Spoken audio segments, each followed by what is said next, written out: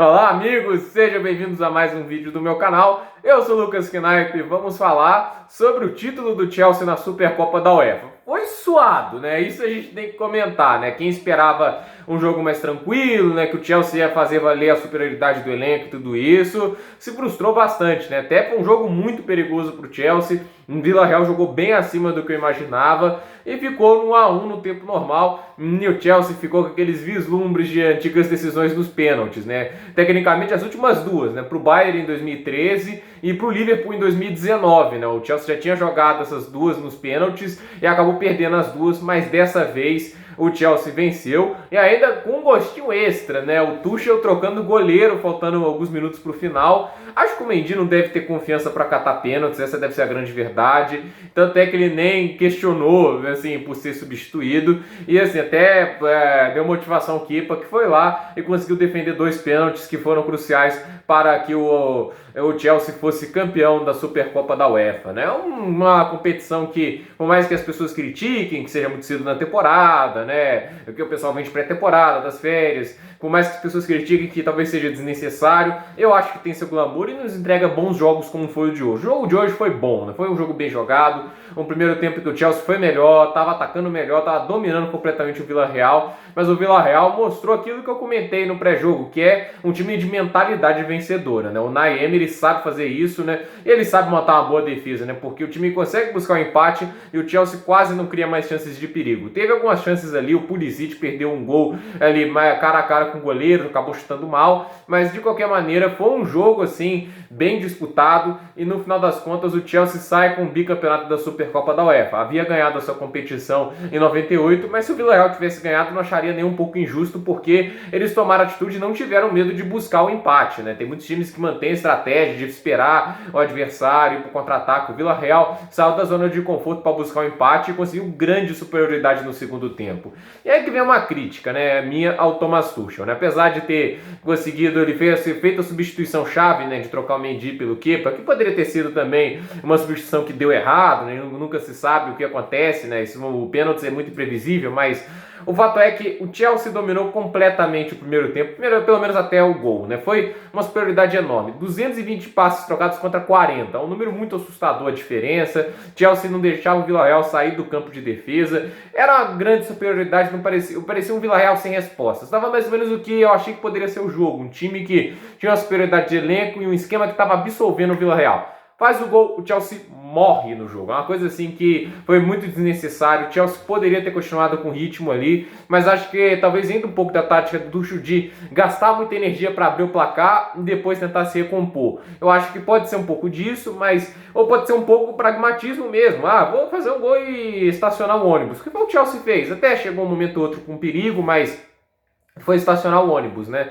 E assim, o Hakim Ziyech fez falta no jogo, né? Porque ele estava jogando muito bem, uma pena a lesão, se encontrou na pré-temporada, fez o gol, estava criando muitas chances. O Ziyech é um jogador espetacular, né? Um jogador de muita qualidade e o Pulisic não entrou bem no lugar dele. Mas isso sozinho não justifica a queda do Chelsea. Aí a gente tem um segundo tempo, o primeiro tempo que o Villarreal já termina melhor, já consegue meter uma bola no travessão no último lance. Aí depois continua o jogo, o Villarreal continua atacando, pressionando, obriga o Mendy a fazer boas defesas. E o Chelsea não reage. O Chelsea todo empilhado lá atrás, com o ônibus estacionado. E aconteceu o que aconteceu. O Kovacic, acho que foi o Rudiger erra de saída de bola. Aí o Villarreal consegue trocar uma boa troca de passes ali. Um belo gol que o Moreno vai lá e finaliza cara a cara com o Mendy. Muito difícil para o goleiro senegalês defender. E o Villarreal conseguiu um empate. Dali para frente o Villarreal entendeu o empate como um bom resultado, tentou ser menos desesperado pelo resultado, esperar um pouco mais o jogo, né? Um pouco mais do que era o primeiro tempo, só que o Chelsea já não tinha mais a mesma ação e mesmo gás. Com isso o Villarreal conseguia sair, conseguia atacar, ainda conseguia ameaçar. Mas depois que o gol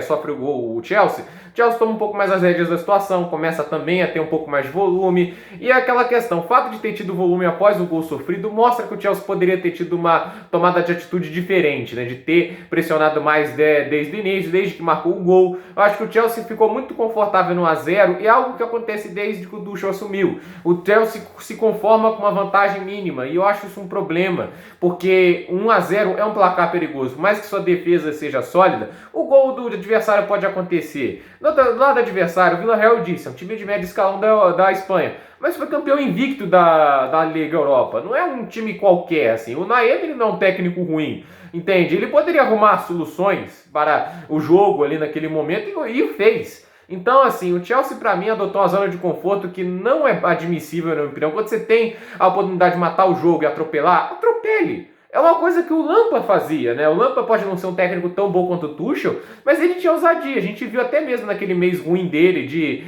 dezembro e janeiro, teve um jogo contra o West Ham, que o time fez 1-0 suado e continuou atacando. O time não estava jogando bem, mas continuou com a postura e foi lá e fez 3-0, matou o jogo, entende? Tá faltando um pouco disso nesse Chelsea, tá faltando um pouco de continuar pressionando, tirar o time da zona de conforto, e o time deu o campo pro adversário e quase saiu sem o título, que seria feio, né? 4 vezes seguidas o Chelsea ficar sem a Supercopa da Europa, né? Porque em 2012 eu posso passar pano, o elenco foi desmontado, perdeu o Drogba, perdeu o técnico de Matheus, tudo bem que não era grande coisa, mas o Rafa Benítez também tá fedendo, a derrota desde sua passagem pelo Liverpool, porque desde que ganhou a segunda Champions, o Rafa Benítez não vem trabalhando bem, apesar de ter ganhado a Europa League aquele ano, né?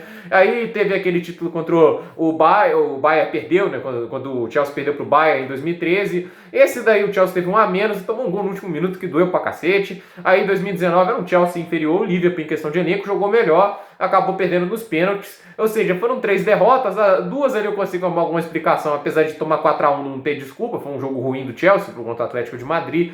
Contra o Villarreal era grande chance, porque como campeão da Champions ele pega um time da Europa League, né? E o Chelsea não foi o campeão azarão como foi em 2012, tinha qualidade para ser campeão de sobra nessa Champions que contra o Manchester City. Então assim, era grande chance, era o momento que o Chelsea poderia esbanjar a superioridade.